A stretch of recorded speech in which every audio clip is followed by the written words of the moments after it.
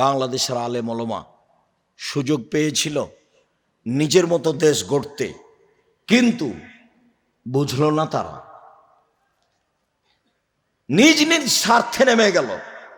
সবাই বসে যারা মনে করে আমরা কোরআন হাদিস বুঝি, হানাফি হোক, শাফি হোক, মালিকি হোক, হাম্বলি হোক, যেই হোক না কেন, তারা যদি নিজ স্বার্থ ত্যাগ করে বাংলাদেশের মাটিতে পরামর্শের ভিত্তিতে নেতা নির্বাচন হবে, এই পদক্ষেপ যদি তারা হাতে নিত, তাহলে যারা গাদ্দারি করেছে, করবে, এরা সুযোগ পেত না। কিন্তু আমি আর আপনি তো সুযোগ নিলাম না। শুধু খালি ছেলেগুলো জীবন দিল, মানুষগুলো জীবন দিল, পানি লাগবে, পানি লাগবে, পানি লাগবে। মুনাফেকি, এর চেয়ে জুয়াচুরি, এর চেয়ে শয়তানি বদ লুটে খাবে। এই জন্য আপনি ছেলে মেয়ে মানুষ করেছেন। দুঃখিত, এটা চাইনি। সম্মানিত দিনী ভাই বোন, আপনার জীবদ্দশায় হতে হবে যে ঘরে ছবি মূর্তি আছে সেই ঘরে প্রবেশ না করা। আমি অনেক দিন দেখেছি, নোয়াখালীতে এক বাসায় গেছি, মাওলানা সাহেব দেখছি ঘরে শুয়ে আছেন। দরজায় দাঁড়াতে আমি সালাম দিয়ে দাঁড়িয়ে দেখি ঘরের ভেন্টিলেটারে সব ঘোড়ার ছবি, ভেন্টিলেটারগুলো ঘোড়ার আকারে তৈরি করা আছে। আমি দাঁড়িয়ে গেলাম, আমি বললাম কি ব্যাপার, এই ঘরে তো আমি বসতে পারি না, কি করতে হবে? সব ভেঙে দিতে হবে, তাহলে আমি বসতে পারি, অন্যথা আমি চললাম। আমি বের হয়ে হাঁটা দিয়েছি ব্যাগটা নিয়ে, তাড়াহুড়া করে ধরে বলছে বসেন বসেন, ব্যবস্থা করছি। আমাকে বাইরে বসিয়ে হাতুড় দিয়ে ঘরের যা ভেন্টিলেটার ছিল সব ভেঙে দিল। দিনাজপুরে এক বাসায় রাতে নিয়ে গেছে, দেখি সেই খাটে ময়ূর তৈরি করা আছে সাইডে, দুই সাইডে। আমি বললাম ভাইজান, আমি এই ঘরে থাকতে পারি না, ভিন্ন ঘরে চলেন। কি করতে হবে? ময়ূর কেটে ফেলতে হবে। দা নিয়ে এসে ও হাতে হাতে এই খাট থেকে ময়ূর কেটে ফেললো। তারপরে আমি বাসায় থাকলাম। দিনাজপুর শহরে দেখি মাওলানা সাহেব ভিতরে বসে আছেন, আওয়ামী লীগের কার্যালয় ঘর ছবি মূর্তিতে ভর্তি হয়ে আছে। দরজা দাঁড়িয়ে বললাম আসসালামু আলাইকুম। কি ব্যাপার ভাইজান, আপনি এভাবে বসে আছেন যে এখানে? আমাকে বলছে আরে আপনি তো মহাদ্দেশ মানুষ, ছোট ভাই আব্দুর রাজ্জাক সাহেব, আসেন আসেন বসেন। জি না, আমি এখানে বসতে পারি না, আমি চলে গেলাম। যদি ভিন্ন ব্যবস্থা না করতে পারে তাহলে আমি এখনই ট্রেনে রাজশাহী চলে যাব। আমাকে তাড়াহুড়া করে অন্য ঘরে নিয়ে গিয়ে রাখার ব্যবস্থা করলো। ঢাকায় এক বাসায় ঢুকলাম, এমপি সাহেব। আমি বলছি ভাইজান মূর্তি সরাতে হবে, অন্যথায় বসতে পারি না। আমাকে বলছে আমি সবচেয়ে খাঁটি আহলে হাদিস।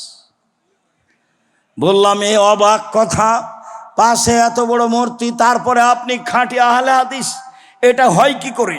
আমি আপনাকে কষ্ট দিতে আসিনি, আমি গেলাম। যদি আপনার সম্ভব হয় তাহলে মূর্তি সরাতে হবে, বসতে পারি, অন্যথা আমি গেলাম। আসসালামু আলাইকুম। বসেন বসেন বসেন, সরানোর ব্যবস্থা করছি। সরিয়ে দিল, বসা হলো। সেখানে এক চেয়ারম্যান তার অফিসে নিয়ে গেল অনেক মূর্তি। চেয়ারম্যান সাহেবকে বললাম দুঃখিত ভাইজান, আমি আপনার দাওয়াত খেতে পারছি না, আমি চলে গেলাম।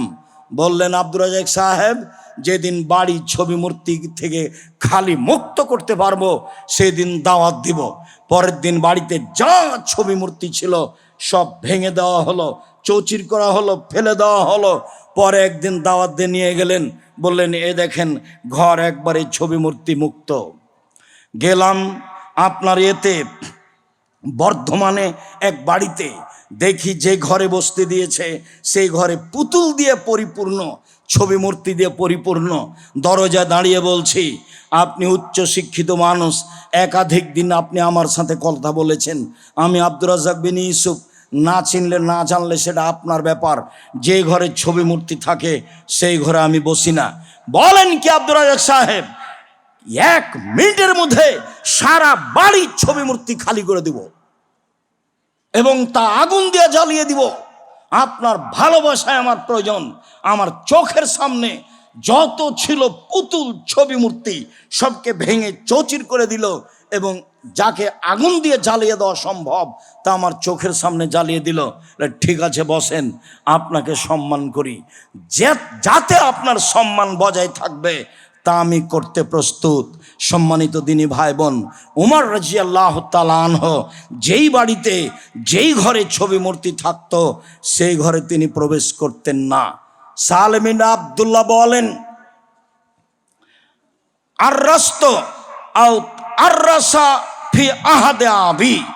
আমার পিতার বর্তমানে আমার বিবাহের ব্যবস্থা করা হয়েছিল, অলিমার ব্যবস্থা করা হয়েছিল। ফাজানা আবি ফিন্নাসে, জনগণকে আমার আব্বা দাওয়াত দিয়েছিলেন অলিমার। ওয়াকানা আবু আইয়ুব আনসারী ফিমান আজানা, আবু আইয়ুব আনসারী বিশিষ্ট সাহাবী ছিলেন তাদের মধ্যে যাদেরকে আমার আব্বা দাওয়াত দিয়েছিলেন। অকাদ সতেরু বাইতি বে নেজাদিন আখজারা, সেদিন আমাদের বাড়িকে সবুজ চাদর দিয়ে সুন্দর করে ঝকঝকে করে সাজানো হয়েছিল সবুজ চাদর দিয়ে। ফাকবালা আবু আইয়ুব আনসারী, আসলেন আবু আইয়ুব আনসারী। ফাদা খালা, তিনি ভিতরে ঢুকলেন। ফারানি কায়মান, তিনি আমাকে দেখলেন আমি দাঁড়িয়ে আছি। ফাত্তালা, তিনি এদিক ওদিক লক্ষ্য করলেন। রা, তিনি দেখলেন কাদ মুস্তাতারান বাইতি বি নেজাদিন আখজার, আমার ঘরটাকে সবুজ চাদর দিয়ে সুন্দর করে সাজানো হয়েছে, ঢেকে দেওয়া হয়েছে। তিনি বললেন আমার আব্বাকে, ইয়া আব্দুল্লাহ, হে আল্লাহর দাস, শুনুন, তাস্তরুনা বে নেজাদিন আখজারা, আপনি এই বাড়িকে সবুজ চাদর দিয়ে সাজিয়েছেন, এটা কি করে হতে পারে? ফাকাল আবি, আমার পিতা বললেন, আস্তাহি, আমি লজ্জা পাচ্ছি। গালাবাতনা আর নিসাও, মহিলারা আমাদের উপরে জয়ী হয়ে গেছে, মহিলারা বাড়িতে জয়ী, তারাই এভাবে সবুজ চাদর দিয়ে বাড়িকে সাজিয়েছে, গুছিয়েছে। তখন আবু আইয়ুব আনসারী বললেন, শোনেন, যারা মহিলাদের কাছে পরাজয় হয়ে যাবে আমি আপনাকে তাদের অন্তর্ভুক্ত মনে করিনি। আমি আবু আইয়ুব আনসারী, যারা মহিলাদের কাছে পরাজয় হবে আমি আপনাকে তাদের অন্তর্ভুক্ত মনে করিনি। শুনুন, লা আতআমু তাআমান, আজকে আপনাদের খাদ্য আমি খাবো না। অলা আদখুলু বাইতান, আপনাদের বাড়িতে আমি প্রবেশ করব না। সুম্মা খারাজা, তিনি বের হয়ে চলে গেলেন। আবু আইয়ুব আনসারী যেই বাড়ি সাজানো ছিল সবুজ চাদর দিয়ে, সেই বাড়িতে তিনি প্রবেশ করলেন না, সেখানে তিনি খেলেন না। কত আদর্শ পড়ে আছে জাতির সামনে। সম্মানিত দিনী ভাই বোন, আব্দুল্লাহ ইবনে মাসউদ, এক লোক তার জন্য খাওয়ার প্রস্তুত করলো। আব্দুল্লাহ ইবনে মাসউদ বললেন, তোমাদের ঘরে ছবি মূর্তি আছে কি? তিনি বললেন হ্যাঁ। তিনি বললেন, যতক্ষণ পর্যন্ত ছবি মূর্তিকে ভেঙে সরিয়ে না দেওয়া হচ্ছে ততক্ষণ আমি তোমাদের ঘরে প্রবেশ করব না। তাই করা হলো, ভেঙে চৌচির করে সরিয়ে দেওয়া হলো। তারপর আব্দুল্লাহ ইবনে মাসউদ সেই ঘরে প্রবেশ করলেন। সম্মানিত দিনী ভাই বোন, ছবি মূর্তিকে সম্মান করেনি কোনো নবী, ছবি মূর্তিকে সম্মান করেনি ইব্রাহিম আলাইহিস সালাম, ছবি মূর্তিকে সম্মান করেননি আমাদের নবী মুহাম্মদ সাল্লাল্লাহু আলাইহি সাল্লাম। আব্দুল্লাহ ইবনে মাসউদ বলেন, দাখালান নবী সাল্লাল্লাহু আলাইহি ওয়াসাল্লাম কাবা ওয়া হাওলাল বাইতে সিত্তুনা ওয়া সালাসুমিয়া নসক, যেদিন আল্লাহর নবী কাবা ঘরে ঢুকলেন সেই দিন কাবা ঘরে ছিল 360টি মূর্তি। ফাজালা এন ওতোহা বেউদিন ফিয়েদিহি, তার হাতে একটা লাঠি ছিল, সেই লাঠি দিয়ে তিনি মূর্তিগুলিকে আঘাত করে ভাঙতে লাগলেন আর বললেন, জাল হক, এসেছে সত্য, ওয়াজাহাকাল বাতিল, চলে গেছে মিথ্যা, ইন্নাল বাতিলা, নিশ্চয় মিথ্যা, কানা জাহুকা, চিরদিন মিথ্যা। এই আয়াতটা পড়ে সেই ঘরে যত মূর্তি ছিল সবকে ভেঙে চৌচির করে দিলেন, খান খান করে দিলেন। ছবি মূর্তিগুলি ছিল তার পিতার মানে ইব্রাহিম আলাইসাল্লামের, ইসমাইল আলাইসাল্লামের মূর্তি ছিল, ইসাক আলাইসাল্লামের মূর্তি ছিল, মানুষ তৈরি করে সেখানে রেখেছিল, সবকে তিনি ভেঙে চৌচির করে দিলেন। শোনন, আবুল হাইয়াজ আল আসাদি বলেন, কালালি আলী, আলী আমাকে বললেন, আলাব আসোকা মা বাসানিল্লাহ তাআলা, শুনুন আমি কি আপনাকে সেই দায়িত্বের কথা বলবো না যে দায়িত্ব দিয়ে আল্লাহর নবী আমাকে পাঠিয়েছিলেন? বলেছিলেন, আলী আল্লাহ তাদা তিমসাল্লাহ তমস্তাহু আল্লাহ কাবরান মুসরিল্লে সাওয়াইতাহু, আলী তুমি ছাড়বে না কোনো উঁচু কবর, সবকে ভেঙে সমান করে দাও। তুমি ছাড়বে না কোনো ছবি মূর্তি, সবকে ভেঙে চৌচির করে দাও, খান খান করে দাও। পৃথিবীর মানুষ মনে রাখুন, ছবি মূর্তি ভাঙার জন্য আমরা জন্ম নিয়েছি, গড়ার জন্য নয়। আমি মুসলিম চির রণবীর, মরণকে করি না ভয়, মরলে শহীদ বাঁচলে গাজী, উভয়ই সমান। মরাও যতটুকু বাঁচাও ততটুকু, মরলেও জান্নাত বাঁচলেও জান্নাত, অতএব উভয়ই সমান। আমরা কখনো ছবি মূর্তিকে সম্মান করতে পারি না। ছবি মূর্তি ভেঙে দেওয়ার জন্য, চৌচির করে দেওয়ার জন্য, লাথি মেরে গুঁড়িয়ে দেওয়ার জন্য জন্ম নিয়েছি, ওর 5 পয়সা দাম রাখি না।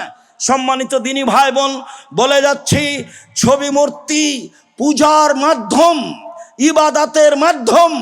রাসূল সাল্লাল্লাহু আলাইহি ওয়াসাল্লাম বলছেন, পৃথিবীর মানুষ মনে রেখো, আমার 3টি আশঙ্কা জাতির সামনে বলে গেলাম, আমার 3টি ভয়। 1, আইম্মাতাম মুজিল্লিন, ভ্রান্ত হুজুর, হুজুর হবে ভ্রান্ত, এটা আমার আশঙ্কা, জাতির সামনে বলে গেলাম। 2, ওয়াসাতালতাহিকু কাবাইলু মিন উম্মতি বিল মুশরিকিন, আমার উম্মত হিন্দুদের সাথে মিশে যাবে, এটা আমার ভয়। হিন্দুদের সাথে থাকবে, ওদের কাজকর্মে থাকবে, ওদের অফিস আদালতে থাকবে, ওদের মূর্তির পাশে থাকবে, ওদের গান বাজনার মতো গান বাজনা বাজাবে, আমার উম্মত হিন্দুদের সাথে মিশে যাবে, এইটা আমার আশঙ্কা। 3, অসাতাবদ কাবাইলু মিন উম্মতি আল আওসানা, আমার উম্মত মূর্তি পূজা করবে, এটা আমার ভয়।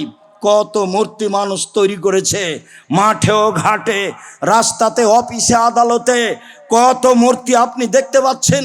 যাকে ভেঙে দেওয়ার জন্য আদেশ দিয়েছেন আল্লাহ, আদেশ দিয়েছেন রাসূল, নবী নিজে ভেঙে দিয়েছেন, সাহাবীকে ভাঙার জন্য আদেশ করেছেন, সেই জিনিস মানুষের কাছে সম্মান পেতে পারে কি করে?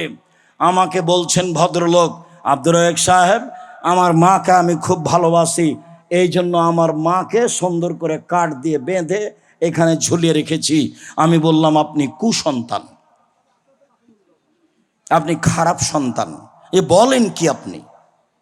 আপনি যদি যেদিন আপনার মায়ের কবর দিয়ে আসলেন, পাসপোর্ট সাইজের ছবিটা ছিঁড়ে ফেলে যদি আপনি মায়ের কবরের পাশে গিয়ে দোয়া করতেন, তাহলে আপনি সুসন্তান হতেন। আপনি আপনার মায়ের ছবিকে সুন্দর করে সাজিয়ে মাথার উপরে ঝুলিয়ে রেখেছেন, এতে আপনি কি দেখাতে চাচ্ছেন? এ দিয়ে আপনার মায়ের আপনি কি উপকার করতে পারেন? এ তো কবরে ফুল চড়ানোই হলো। ও বলছে যে কবরে ফুল চড়িয়ে কবরকে সিক্ত করলো, কবরে যে আছে তাকে হয়তো মায়েরা একাকার করে দিল, আর এখানে বেকুব মানুষ বলছে যে তাকে ফুল দিয়ে কবরকে সিক্ত করলো। এই জন্য এই বইটা পড়া খুব দরকার, শিক্ষা বনাম জাহেলিয়াত। এই জন্য এই বইটা পড়া দরকার। কেন? এই নির্যাতন কি তার প্রতিকার? এটা শিক্ষা নয়, এটাই জাহেলিয়াত। ঠাকুরের গান যদি আমার মুসলিম ছেলে মেয়ের মুখে চলে, তাহলে শিক্ষিতকে এরাই জাহেল, এরাই মূর্খ। আমার জানা নাই বাংলাদেশে কে শিক্ষা অর্জন করে জাতির কল্যাণ চায়, কে আসলে শিক্ষা অর্জন করে জাতির পরকাল চাই। এমন ছেলে কে নিয়ে জন্ম নিয়েছে, এমন বাপকে যার ছেলেকে তৈরি করছে, মানুষ করছে জাতির কল্যাণের জন্য। ও তো 4টা প্রাইভেট মাস্টার রেখেছে, ইন্টার পাস করার পরে বিশ্ববিদ্যালয়ে ভর্তি করার জন্য সাবজেক্ট প্রতি একটা রেখেছে, বড় ডাক্তার করবে। সেই জন্য বড় ডাক্তার ওই কোম্পানির প্রেসক্রিপশন দেয়, ওষুধ লিখে, যেই কোম্পানি তাকে টাকা দিয়েছে। ও তো প্রতারক, ও তো ধোঁকাবাজ। আপনি তাকে কেন বড় ডাক্তার করলেন?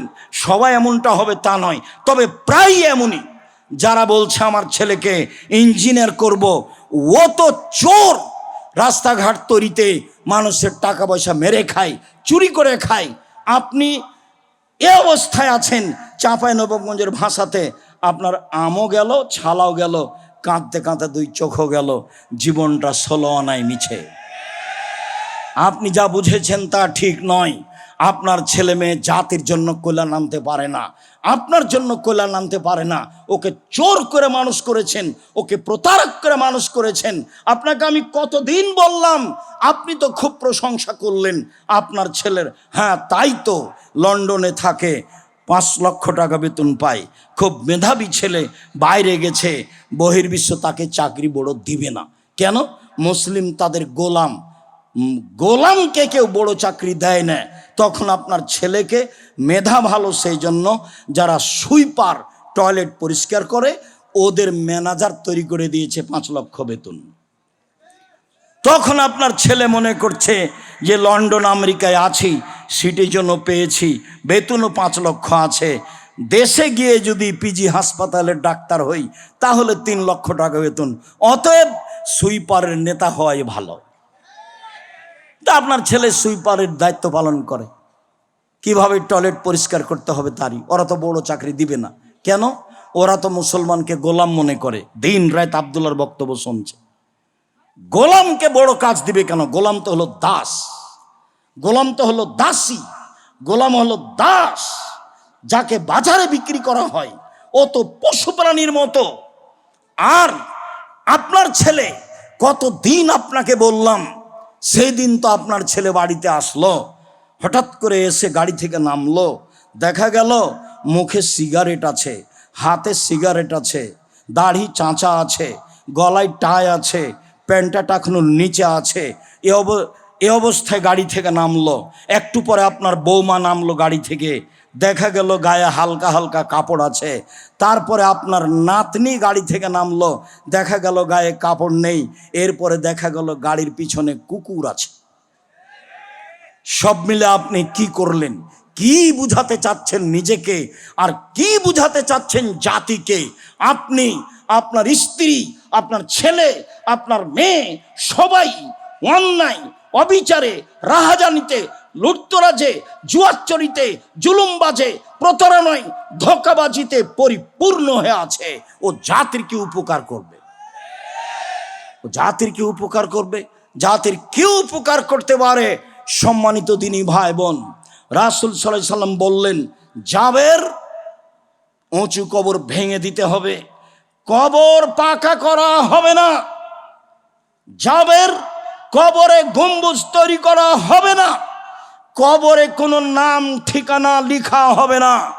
জাবের ঘোষণা দিয়ে দাও, কবর পাকা করা হবে না, কবর ভেঙে সমান করতে হবে, কবরের নাম ঠিকানা কোনো কিছু লিখা হবে না, কবরের উপরে বসা হবে না, কবর পাকা করা হবে না, চুনসুরকি করা হবে না, কবরের সাথে কোনো ভালোবাসা নেই। লাশটাকে উপরে না রেখে মাটির নিচে রেখে দেওয়া হয়েছে মাত্র। ভালো ফল ভোগ করছে আত্মা, মন্দ ফল ভোগ করছে আত্মা। কবর খুঁড়লে তাকে সেখানে কিছু পাওয়া যাবে না। বাড়ির পিছনে 3 হাত গর্তের নাম কবর নয়, সেটাই যদি কবর হয় তাহলে যাকে বাঘে খেলো তার কবর কোথায়? যদি কবরস্থানের কবরই কবর হয় তাহলে যে আগুনে জ্বলে গেল তার কবর কোথায়? কবর নয়, একে মাটিতে ঢেকে রাখা হয়েছে, একেই কবর বলা হয়। মূলত আত্মা পায় শাস্তি, মূলত আত্মা পায় শান্তি বিচারের দিন পর্যন্ত। সম্মানিত দিনী ভাই বোন, ছবি মূর্তি গড়তে আসেনি, ছবি মূর্তি ভাঙতে এসেছি। ছবি মূর্তি গড়তে আসেনি। জাতির যদি রাস্তাঘাট করে দিতে না পারি, জাতির যদি স্কুল কলেজ করে দিতে না পারি, জাতিকে চূড়ান্ত সঠিক ধর্ম দিতে পারবো ইনশাআল্লাহ। ধর্মের ব্যাপারে জাতিকে ফাঁকি দিয়ে পরকাল হারাতে রাজি নই। মুসলিম হিসাবে যত ছবি মূর্তি তৈরি হয়েছে, মুসলমানের উচিত, যারা শিক্ষিত ছিল তাদের উচিত সব মূর্তিকে, ছবিকে লাথি দিয়ে ভেঙে গুঁড়িয়ে একাকার করে দেওয়া দরকার। এবং বাড়িতে যত মূর্তি আছে, পুতুল আছে, সবকে আগুন দিয়ে জ্বালিয়ে দেওয়া দরকার। তাহলে আপনি রাসূলের আদর্শ বাস্তবায়ন করলেন, আল্লাহর আদেশকে পালন করলেন, সাহাবীদের নিয়ম নীতিকে পালন করলেন, আলী যে কথা বললেন সেটাকে পালন করলেন। সম্মানিত দিনী ভাই বোন, আমরা কখনো ছবি মূর্তিকে মূল্যায়ন করি না। যে ঘরে পেপার পত্রিকা আছে সেই ঘর ভিন্ন করতে হবে। যেই বইয়ের উপরে ছবি আছে সেই বইয়ে কাগজ লাগিয়ে তা বন্ধ করতে হবে, খোলা রাখা যাবে না। টাকা ফাঁকা জায়গায় ফেলে রাখা যাবে না, ভিতরে ঢুকে রাখতে হবে বা পকেটে রেখে দিতে হবে। যেখানে ছবি মূর্তি আছে সেখানে ফেরেশতা প্রবেশ করেন না, সেখানে আল্লাহর দয়া রহমত হয় না। অতএব ছবি মূর্তি থেকে বেঁচে থাকতে হবে, অপ্রয়োজনীয়ভাবে সেলফি উঠানো থেকে বেঁচে থাকতে হবে। সাবধান। আমরা যা বুঝেছি, জনগণ যা বুঝেছে, পুরুষ নারী যা বুঝেছে, ছবি মূর্তির বিষয়টি তা নয়। ছবি মূর্তির বিষয়টি ভয়ঙ্কর। রাসূল সাল্লাল্লাহু আলাইহি ওয়াসাল্লাম বলছেন, কুল্লু মুসাব্বিরিন ফিন্নারে, যারা ছবি মূর্তি অঙ্কন করে তারা জাহান্নামে যাবে। যারা ছবি মূর্তি অঙ্কন করে তারা জাহান্নামে যাবে। যারা অনর্থক ছবি তুলছে তারা জাহান্নামে যাবে। রাসূল সাল্লাল্লাহু আলাইহি ওয়াসাল্লামের ফয়সালা, হাদিস বুখারী মুসলিম। সম্মানিত দিনী ভাই বোন, আপনাকে এখানে এসে বলছি, যা দুপুরে বলেছি, যা আগামীকাল, গতকাল আমি উদ্বোধনীতে বলেছি, আবারও বলছি। কেন আমি বুঝি না আপনার এত প্রয়োজন হয় কেন। আপনাকে আমি বুঝাতে পারিনি সালাফি কনফারেন্স কাকে বলে। এটা আমার ব্যর্থতা। আমি চেষ্টা করছি আপনাকে ধৈর্যের পরিচয় দিতে হবে, সহ্যের পরিচয় দিতে হবে।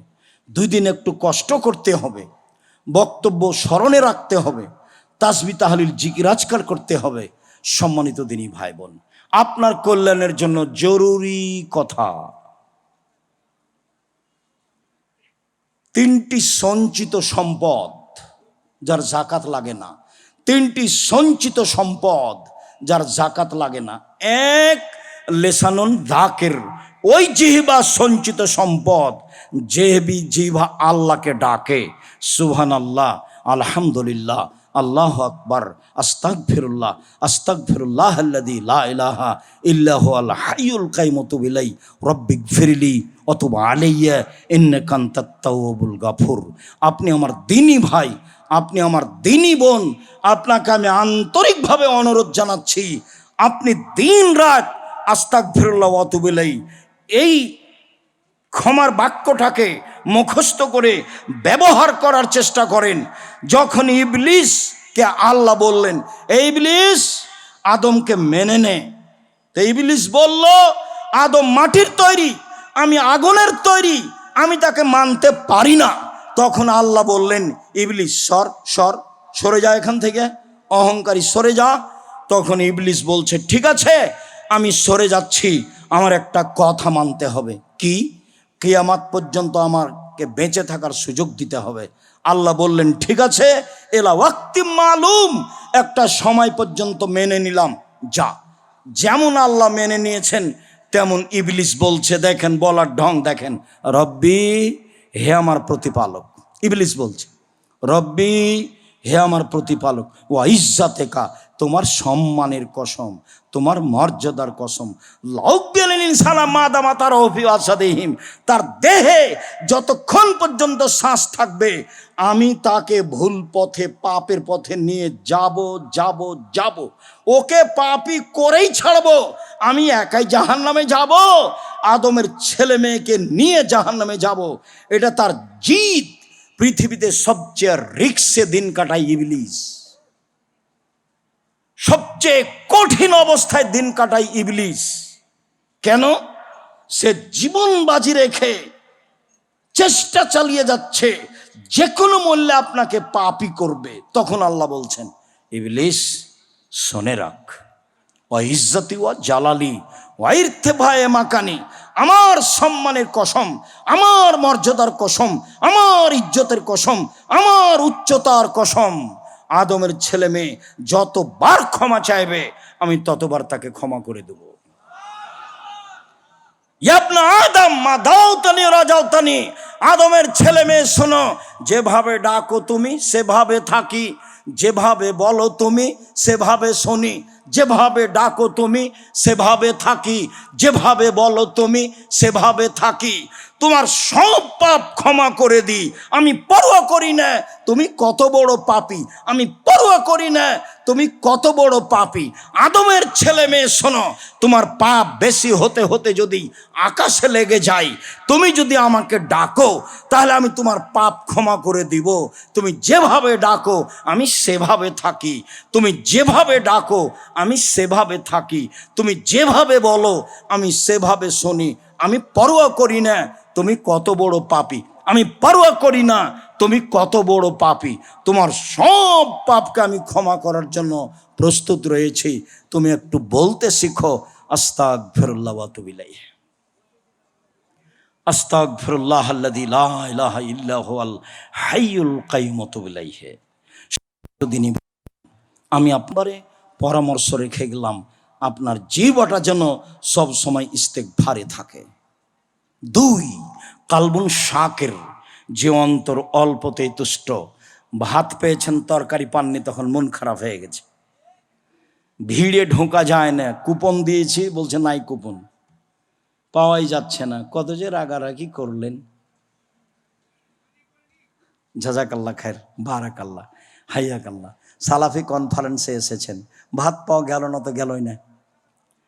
ঈদের দিন মিঠা রুটি তৈরি করেছে পশ্চিমে, তা আমি পরে গেছি পাইনি, তো বাকি ছেলেরা বলছে কি ব্যাপার আপ খালি লৌট রহে হ্যাঁ, রুটি কাহা হয়, রুটি নেই মিলি, রুটি পাইনি। তো এখন ওরা বলছে যে তাহলে বাবুর্চিকে মারবো, রুটি নাই কেন? তা আমি বলছি অবাক কথা, আমি পেলাম না রুটি আর তোমরা বাবুর্চিকে মারবে, মানে এ কি কথা? আমি পেলাম না রুটি আর তোমরা বাবুর্চিকে মারবা, আমি যাতে দেরি করেছি আমার রুটি হয়তো কেউ নিয়ে নিয়েছে। সম্মানিত তিনি ভাই বোন, 2, যে কোনো মূল্যে 5 ওয়াক্ত সালাতে প্রস্তুত থাকবেন, অনুরোধ রক্ষা করুন। যে কোনো মূল্যে 5 ওয়াক্ত সালাতে ব্যস্ত থাকবেন, কথাটা রক্ষা করুন। 3, পয়সা উপার্জনের পথ। 1, দিন মজুরি। 2, চাকরি। 3, জমি চাষ। 4, ব্যবসা। তখন তিনি বললেন সত্যবাদী ব্যবসায়ীরা নবীদের সাথে জান্নাতে থাকবে। তিনি বললেন ব্যবসায় মিথ্যা কথা চলে আসে, কসম চলে আসে, ফাসুবহু সাদকা, দান দিয়ে এটা পূর্ণ করে দাও। আপনি আমার দিনী ভাই, আপনি আমার দিনী বোন, আপনাকে সর্বদা পয়সা উপার্জনের জন্য ব্যবসায় লেগে থাকতে অনুরোধ জানাচ্ছি। অবশ্যই তা বড় হোক তা ছোট হোক, তাকে তুচ্ছ না মনে করে পয়সা উপার্জন করবেন, ব্যবসা করে বৈধ পয়সা দিয়ে, লোন দিয়ে নয়। দেখলেন না ব্যাংক ছিল তাদের, যখন নেত্রীর বয়স 45 মিনিট তখন তারাও চলে গেল, কত কোটি কোটি টাকা মায়ের দিয়ে। তার নাম কোটি টাকার মালিক, একটা টাকাও তার নেই, টাকাই নাই তার, ব্যাংকের টাকা নাকি তার। রাজত্ব, মেয়ের জন্য আইসক্রিম কিনে 350 টাকা দিয়ে। মিথ্যে ভুয়া জীবনের প্রয়োজন নেই। সম্মানিত দিনী ভাই বোন, ছেলে মেয়েকে শক্ত হাতে মানুষ করার চেষ্টা করবেন, পরকালমুখী করবেন, 5 ওয়াক্ত সালাতের জন্য বলবেন, সত্য কথা বলার জন্য বলবেন, ন্যায়পরায়ণতা অবলম্বন করার জন্য বলবেন, এবং আপনি নিজে তাদের জন্য দিন রাত দোয়া করবেন। সম্মানিত দিনী ভাই বোন, আমরা জীবন বাজি রেখে চেষ্টা চালিয়ে যাচ্ছি সারা দেশে জামিয়া সালাফের মতো প্রতিষ্ঠান তৈরি করে মানুষের আকীদা আদর্শের পরিবর্তন ঘটাবো ইনশাআল্লাহ।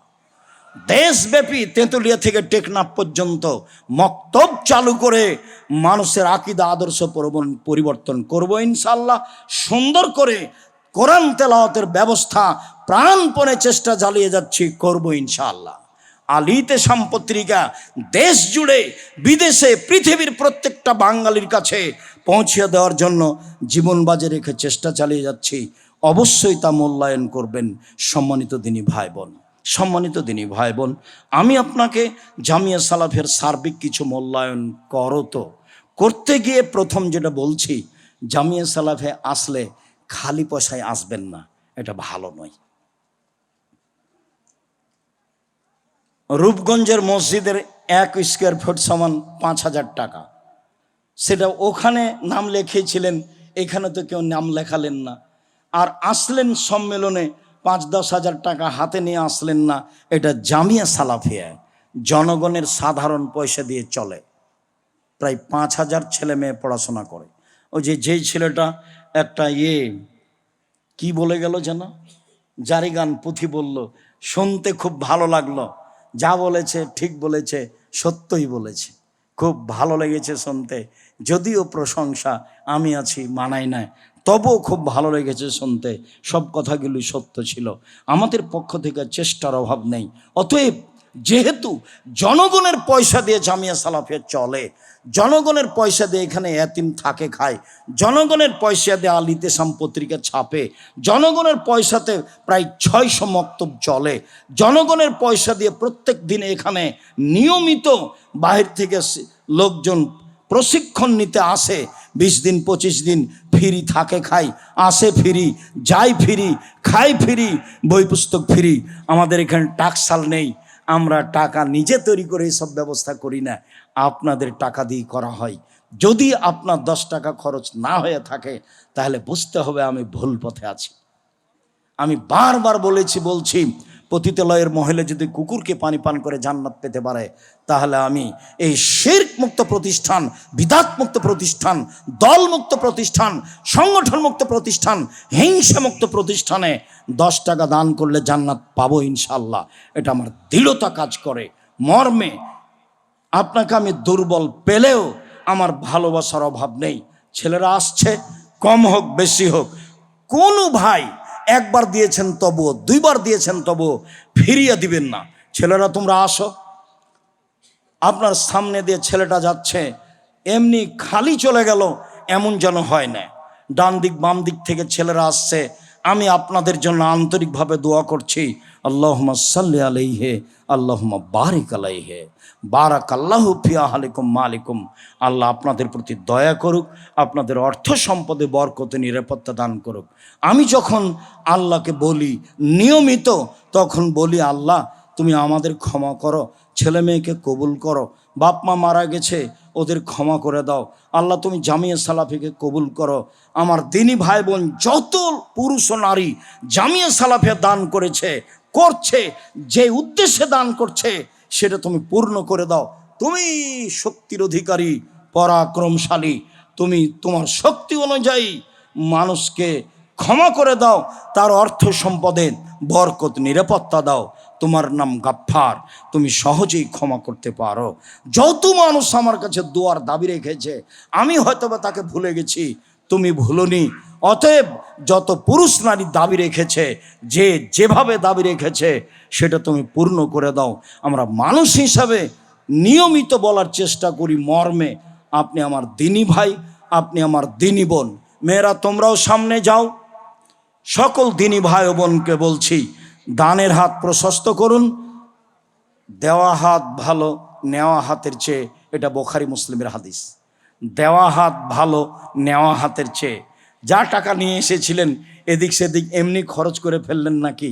আর যাওয়ার সময় যা টাকা আছে জামিয়া সালাফিয়া দিয়ে যাবেন। যদি পকেটে করে নিয়ে যান, যেতে যেতে খরচ হয়ে যাবে। কোথায় হারিয়ে যাবে, কোথায় কি হবে নিশ্চিত করতে পারবেন না। অন্য দিন এসে জামিয়া সালাফের কাজে অংশগ্রহণ করবেন। রূপগঞ্জে বিশাল মসজিদ তৈরি হচ্ছে, 1 স্কোয়ার ফুট সমান 5,000 টাকা খরচ হচ্ছে বলে আবদুল্লাহ আপনাদের হিসাব দিয়েছে। জামিয়া সালাফিয়া রূপগঞ্জ নারায়ণগঞ্জে মসজিদের কাজ চলছে। আপনারা সেখানে স্কোয়ার ফিট হিসাবে অবশ্যই অংশগ্রহণ করবেন। ইট দিয়ে হোক, রড দিয়ে হোক, টাকা দিয়ে হোক, সকল দিনই ভাই বোনকে আপনি দেন এত টাকা, এভাবে আমি আসলে বলতে চাই না। আপনি আপনার মতো দিবেন, এটা আমি চাই। সকল দিনই ভাই বোনকে সম্ভবপর দানের হাত প্রশস্ত করার অনুরোধ রেখে আমি আপনাদের জন্য আন্তরিকভাবে দোয়া করে বিদায় নিচ্ছি। আবারও ফজরের সলাতের পরে আপনাদের সাথে সাক্ষাৎ হবে ইনশাআল্লাহ। সেই সময়তে আপনাদের সাথে আবার বিদায়ী কথাতে দোয়ার কথা বলবো এবং প্রয়োজনীয় কথা বলবো ইনশাআল্লাহ। সকল দিনই ভাই বোনকে জামিয়া সালাফিয়া সম্ভবপর সহযোগিতা করার অনুরোধ রেখে, যেভাবে বলছিলাম সেভাবে কথা মেনে চলার অনুরোধ রেখে, যারা পরবর্তীতে আসছে তাদের বক্তব্য শোনার জন্য আন্তরিকভাবে অনুরোধ রেখে আমি আমার আলোচনা এখানেই শেষ করলাম। সুবহানাকা আল্লাহুম্মা ওয়া বিহামদিকা আশহাদু আল্লা ইলাহা ইল্লা আনতা আস্তাগফিরুকা ওয়া আতুবু ইলাইক। আসসালামু আলাইকুম ওয়া রাহমাতুল্লাহ। চলে যাবেন না, বড় বড় বিদ্বান আছেন, একটু দাঁড়ালেন, এক মিনিট হাফ মিনিট পরে আবার বসে পড়ুন। আমাদের সময়ে বক্তব্য শেষ হবে ইনশাল্লাহ। ফজরের টাইমে আপনাদের সাথে আবারও সাক্ষাৎ হবে ইনশাল্লাহ। আসসালামু আলাইকুম।